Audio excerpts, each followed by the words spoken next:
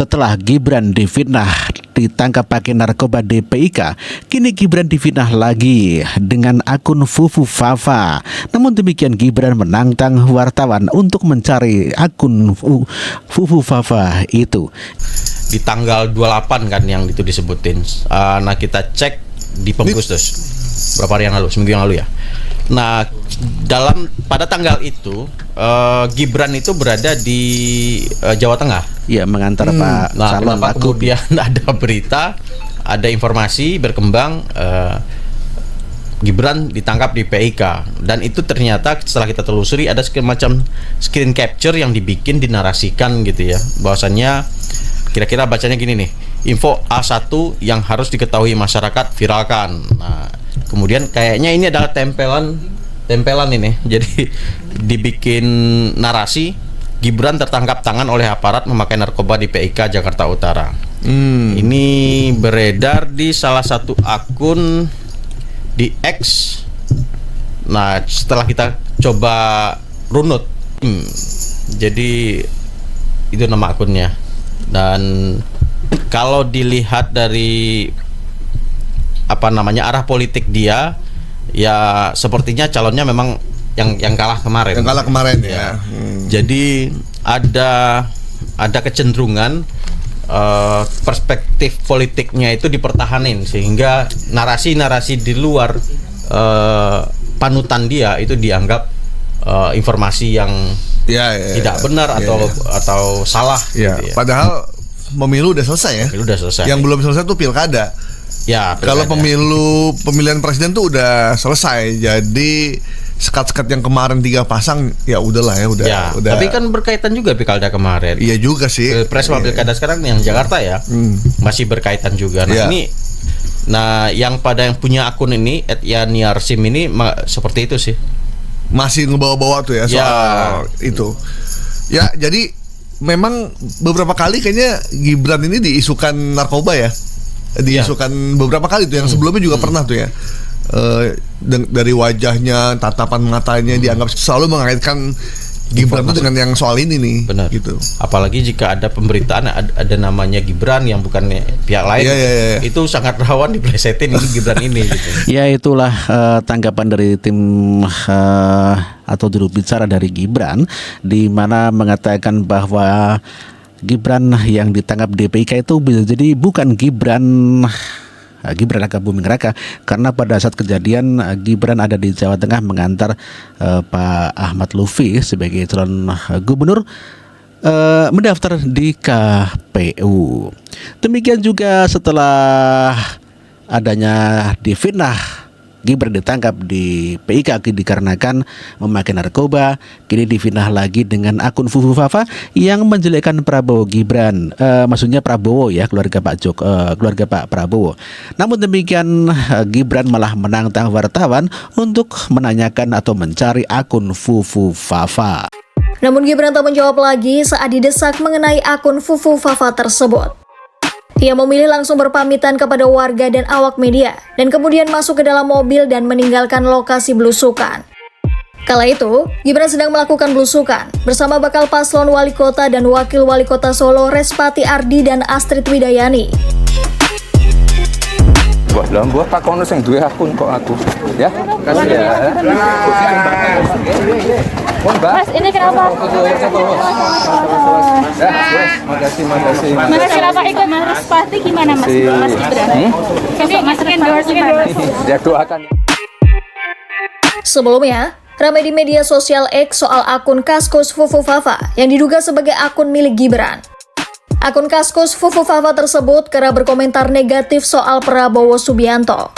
Viralnya akun Fufu Fafa yang mengatasnamakan atas nama Gibran Raka Buming Raka, akhirnya Menteri Kominfo pun turun tangan, dan inilah beritanya. Komunikasi dan Informatika turun tangan mengusut pemilik akun Fufu Fafa yang menghebohkan publik. Pasalnya akun tersebut bernarasi menyerang dan menghina Prabowo Subianto di masa lalu. Dikutip dari tribunnews.com, Menkominfo Budi Ari Setiadi buka suara terkait akun Fufu Fafa. Ia mengakui pihaknya sudah menelusuri akun Kaskus Fufu Fafa yang menghebohkan publik.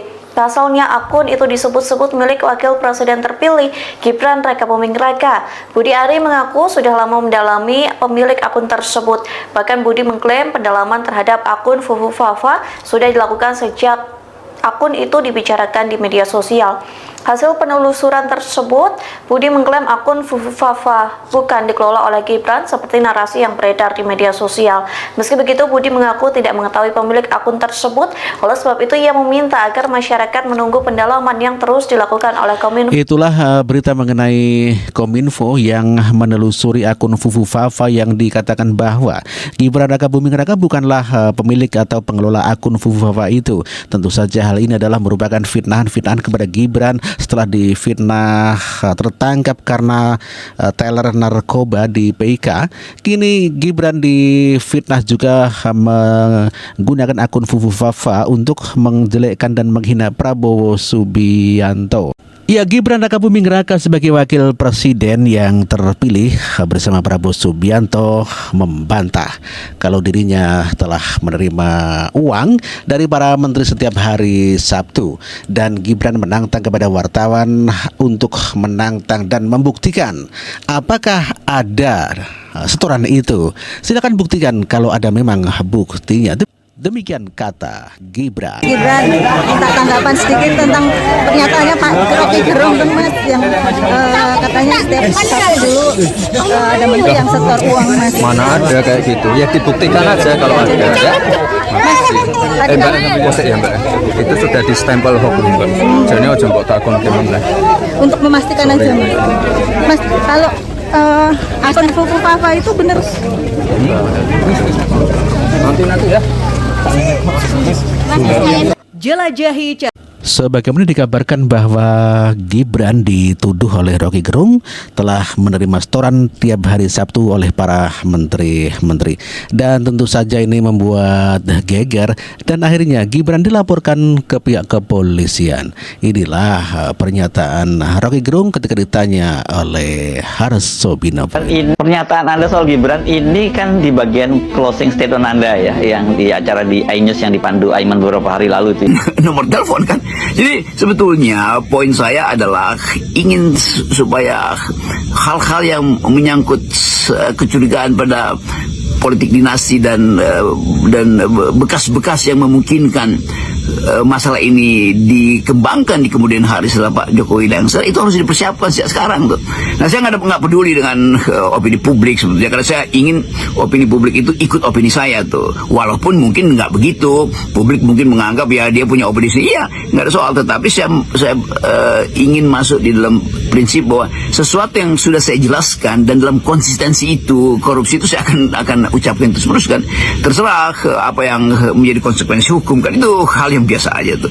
Dan sekali lagi gerakan mahasiswa lagi konsolidasi diri, ekonomi Indonesia mungkin lagi bagus karena saya baca tadi itu rupiah itu membaik sedikit karena Amerika mengerti,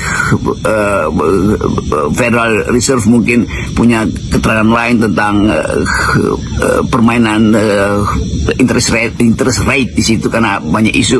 Tetapi sekali lagi Indonesia mengalami kesulitan, ada deindustrialisasi, ada kemacetan di dalam ekonomi manufaktur dan produk manufaktur itu berkurang, itu ada pelemahan ekonomi daya beli. Kalau kita lihat ada masalah ketimpangan pendapatan, ada soal pendidikan kita. Tadi saya baca berita bahwa mayoritas orang Indonesia itu hanya lulus SMP, kan itu semua problem kan di kita yang mesti kita selesaikan. Karena itu saya ingin supaya soal korupsi ini betul diperhatikan bahkan oleh Presiden Prabowo nantinya tuh. Karena ini akan jadi semacam beban baru dan akan ada trade off di dalam analisis bahwa karena korupsi maka otak orang anak-anak Indonesia itu drop tuh. Karena korupsi maka disparitas itu makin meninggi. Karena korupsi daya beli itu berkurang. Jadi semua hal itu yang ingin saya terangkan.